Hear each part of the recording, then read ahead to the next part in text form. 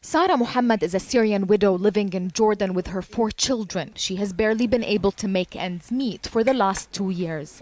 Now she says they've been hungry for almost a month. A few weeks ago, she got this text message informing her that her family was no longer eligible for food assistance from the UN's World Food Programme.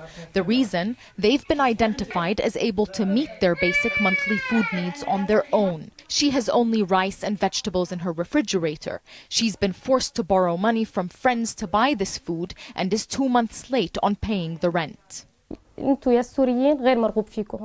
feel unwanted here after we lost the food vouchers. This is a policy designed to force us back to refugee camps or to our country. We're going to die anyway, if not from hunger, then from shelling. Syrians have become unwanted everywhere. Syrian refugees aren't allowed to work here, but Sara has started picking and cleaning olives from home and selling them to make some money.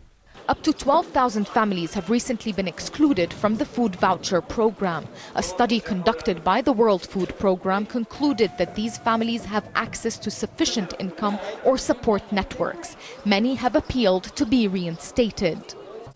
The majority of Syrian refugees do not have enough money to buy the food they need, so they relied on vouchers. Many families are concerned that without that support, they may now have to resort to begging or sending their children out to work in order to put food on the table. The food vouchers are a lifeline for so many. Most Syrian families sell some of their vouchers to buy necessary non-food items or pay rent.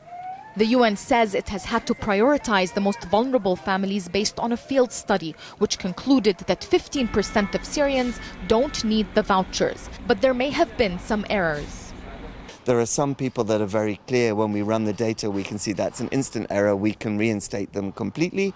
Some we can also be very clear from their living conditions, the assets they have, that they actually can survive on their own and they will stay excluded. But there are so many who say they can't survive on their own or return to Syria and whose conditions are only getting worse the longer they stay in exile. El-Shamayleh, Jazeera, Irbil.